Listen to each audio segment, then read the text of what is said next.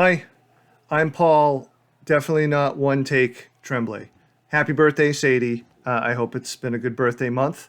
Thank you for all that you do for horror, and all for horror writers, and for me in particular. Your support, of my work has been huge, and it means a lot to me.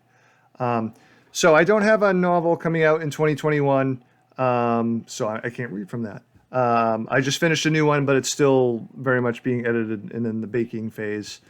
So what I did instead is I asked Sadie if I could read uh, the last three pages of an older novel, The Cabin at the End of the World. Selfishly, it was, hey, I never get to read, when authors do readings or when I do readings, we're always reading like the first chapter or something. We never get to read the end. So I was like, oh, maybe it would be kind of fun, to read the end for a change. And Sadie enthusiastically said, sure, please do. So um, here I am going to read the last three pages of The Cabin at the End of the World. So obviously, if you haven't read the book, this is going to be a massive spoiler. Don't be the person that listens to the last three pages and then goes buy the book. Or I don't know. I mean, if you're going to buy the book, please do it. Anyway, enough ramble, and I'm going to switch to my old person glasses. So here we go. The last three pages of The Cabin at the End of the World. Andrew drops his gun to the wet road. He limps into the woods without his walking stick and stops within arm's reach of Eric. So which one of us is it going to be then? We stare at each other's beat up, red-eyed, blood-streaked, beard-stubbled, still beautiful faces, waiting for an answer, waiting for the answer. Please don't try to take the gun away from me. Eric pivots and lifts his forearm so that the gun is pointed under his chin. I won't touch the gun. I promise I won't. Andrew inches closer. Look at me, okay? Maybe you won't see anything you don't want to see if you look at me. Stay away, please. Eric steps back and his heels bump into Sabrina's legs. That I can't do. It's all right. I'm not taking the gun. I'm taking your other hand. That's all. That's okay, right? Andrew reaches out and his fingertips make tentative first contact. The back of Eric's hand is cool and damp. Eric's fingers clench into a fist as Andrew's touch springs them shut. Are you going to leave me all alone then? Eric unclenches his fist. Andrew closes his hand around Eric's.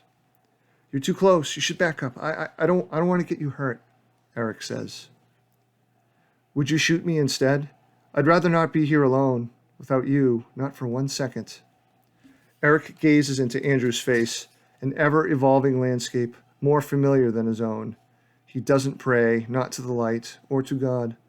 He whispers, I don't want you to be alone. And then he gasps as Andrew gently places a hand on his wrist just below the gun. It's all right. I'm not taking the gun from you. I said I wouldn't. Andrew pulls the gun out from under Eric's chin. He leads Eric's arm until the gun is turned on Andrew, the muzzle pinned against his chest. Shooting me would be your ultimate sacrifice, wouldn't it? Because then you'd be the one stuck here alone. Oh, unless I shoot you and then myself, I don't think that's against the rules. Andrew doesn't say anything.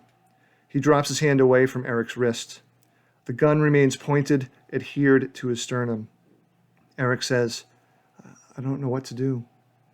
Yes, you do. You'll throw the gun away, Eric.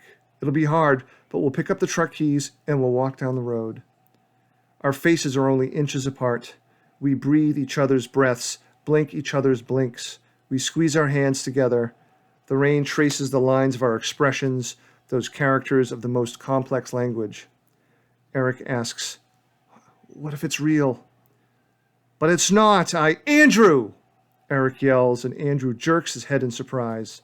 Eric wants to pull the gun away from Andrew's chest and nestle it back under his own chin, but the gun stays where it is, and Eric implores, repeating his question, what if it's all real? Andrew inhales, and his defiant answer is in the exhale. If it is, then it is. We're still not going to hurt each other.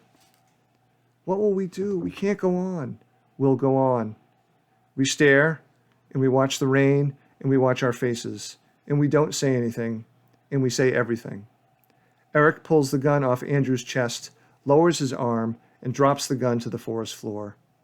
He leans into Andrew. Andrew leans into Eric. We lean into each other, and our heads are side by side, cheek to cheek. Our arms hang at our sides like lowered flags, but our fingers find each other's fingers, and we hold on. The sky is a depthless black, impossible to not attribute malignancy and malice to it as strobing flashes of lightning split it open. Wind and thunder rattle through the forest, sounding like the earth dying screaming. The storm swirls directly over us, but we've been through countless other storms. Maybe this one is different. Maybe it isn't. We will pick the truck keys out of the mud. We will lift Wen into our arms, and we will carry her, and we will remember her, and we will love her as we will love ourselves. We will walk down the road even if it is flooded by raging waters or blocked by fallen trees or if greedy fissures open beneath our feet. And we will walk the perilous roads after that one. We will go on. The end. Whoa, my chair broke. All right, thanks. Happy birthday, Sadie.